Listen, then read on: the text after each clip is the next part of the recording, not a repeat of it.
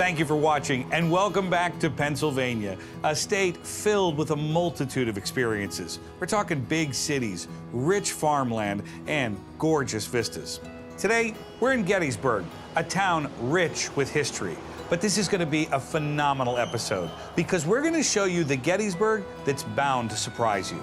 We'll get on the battlefield where more than 50,000 men were lost, injured, or went missing during the Civil War.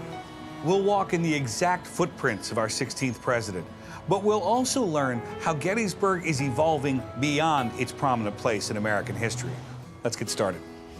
To help you get your geographic bearings, we've got our trusty map here. Ooh, that's a nice map.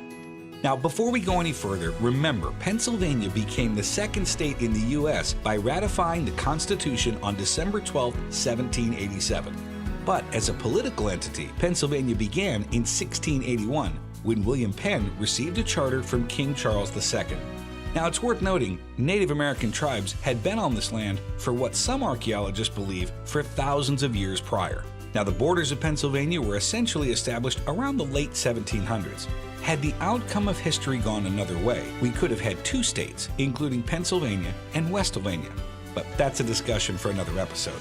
Getting back to today, Gettysburg is located here, about a 45 minutes drive south from the state capital of Harrisburg, along State Route 15. The American Civil War was a turning point in this nation's history. Hundreds of thousands of men fought for their beliefs. Here in Gettysburg, in just 3 short days in 1863, more than 50,000 brave soldiers would be killed, injured, or go missing. But why was this battle so significant? And why did it change the course of history? For that, we turn to Chief Historian Christopher Gwynn. Well, the Battle of Gettysburg is significant to the course of the American Civil War because it happens at about the midway point of the war, so the summer of 1863.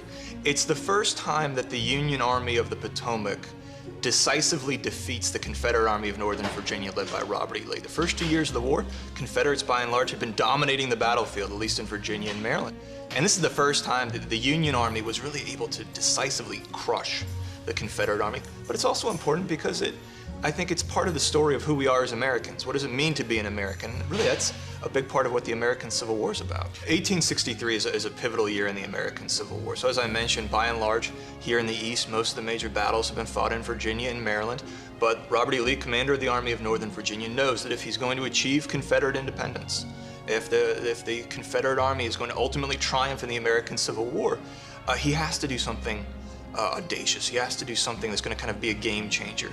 So Lee's plan in the summer of 1863 is to take his army of about 75,000 men and invade the North. So cross the Potomac River, move through Maryland, and hopefully get to Pennsylvania. I was going to say, and he was on his way to Philadelphia. I mean, like, well, were there aspirations to go that far? I think Lee's goal is to show the people of the North how terrible war is.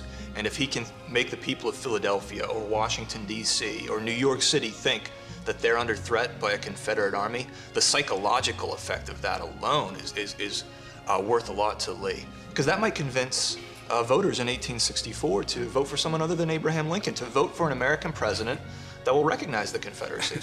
So we're talking about, of course, military strategy, we're talking all of those things, but we're also talking about this is a political campaign to change the hearts and minds through demonstration. Did I get that right? Yeah, you did.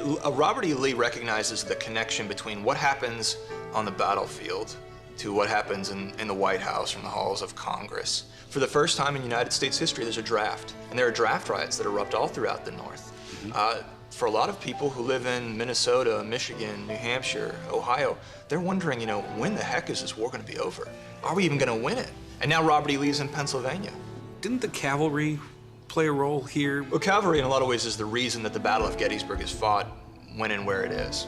So for the Confederate Army of Northern Virginia, Robert E. Lee depends on his cavalry to provide him information so that he can conduct the campaign. It's like your iPhone. So you're going on a road trip, you type in your destination, it's going to tell you where to go, it's going to give you traffic, it's going to help you make decisions. And cavalry for Lee does the same thing. The problem is, for most of the first part of the Gettysburg campaign, Robert E. Lee is without his cavalry. His cavalry gets separated from the main body of his army. So Lee invades Pennsylvania, and he doesn't have a real good idea of what's down the road. He doesn't know where the Union Army is, so he's operating what we would call a fog of war. Now, meanwhile, in the Union Army, Union cavalry is doing exactly what cavalry should be doing. They're scouting out in front of the main body of the army. They're providing the army commander, in this case George Meade, with the information he needs to make decisions and to conduct the campaign. And Meade, relatively new in this role by a matter of days before, right? Wasn't it like 3? It's the middle of the night. Someone enters his tent and tells him, okay, now you're in command of 95,000 men. Did he know what he was doing? Well, Meade was a professional soldier. So he'd served in the Mexican War, he had served in the peacetime army, but I don't think anyone can be prepared for that amount of pressure and that amount of stress all of a sudden kind of dumped in your lap. Right. So the casualties here, I mean, this is really significant. But 51,000 Americans over the course of 3 days are wounded, mangled, captured, missing. We simply don't know what happened. Did anybody have any idea it was going to be that significant?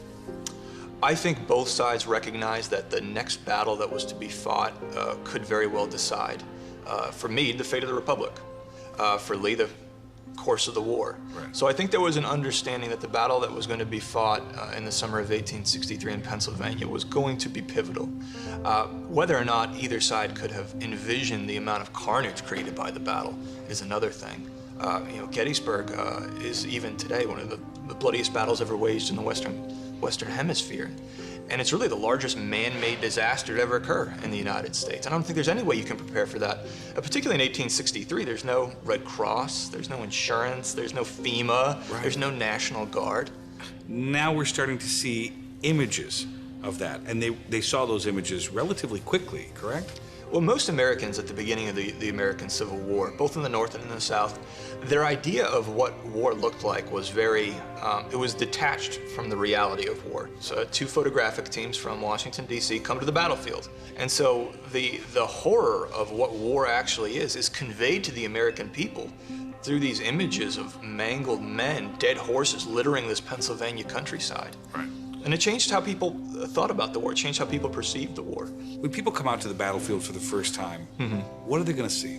I think a lot of individuals, when they travel to Gettysburg, think they're going to encounter a relatively small park, a few monuments. When they arrive, they encounter a battlefield, a preserved landscape. It's 7,000 acres, a 24-mile tour route through the battlefield. It's a lot bigger, it's a lot more expansive than most people, I think, imagine.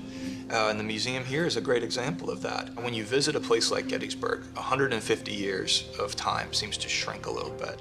And I think by going to places like Little Round Top and exploring the battlefield and seeing the downtown buildings, some of which still have artillery rounds lodged in them and have been beaten up by shot and shell, it makes that huge span of time seem much smaller, much more relatable. And all of a sudden, I think the individuals who fought here, they become real people. They merge from these kind of black and white photographs to real individuals. And I think it also highlights the fact that so many of the issues that we were dealing with as a nation in the 1860s are still very real today. So you pick up a newspaper today and I guarantee you'll find an article about race in America. You'll find an article about the role of federal government in the everyday lives of Americans.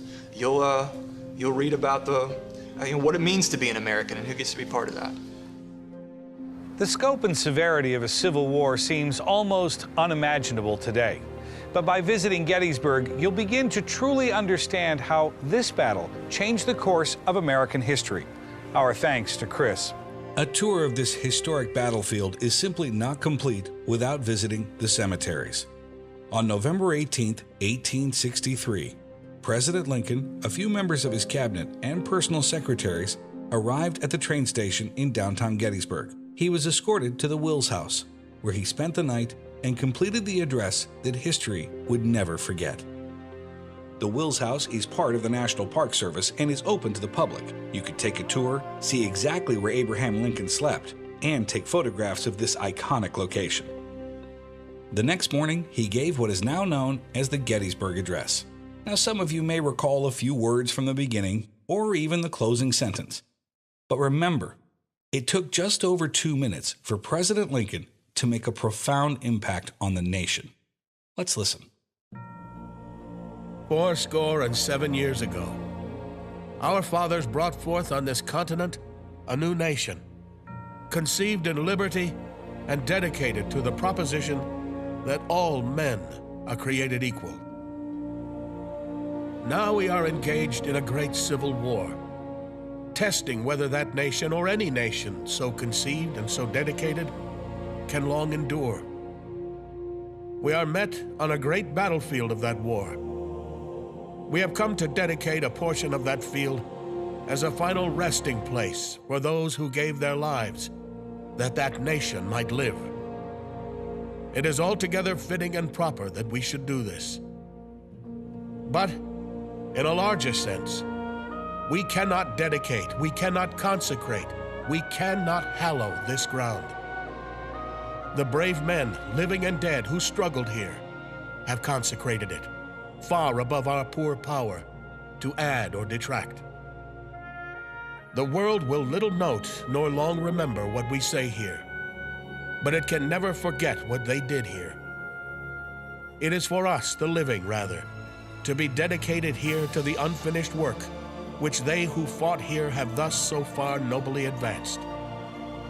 It is rather for us to be here dedicated to the great task remaining before us, that from these honored dead we take increased devotion to that cause for which they gave the last full measure of devotion, that we here highly resolve that these dead shall not have died in vain, that this nation, under God, shall have a new birth of freedom, and that government of the people, by the people, for the people, shall not perish from this earth.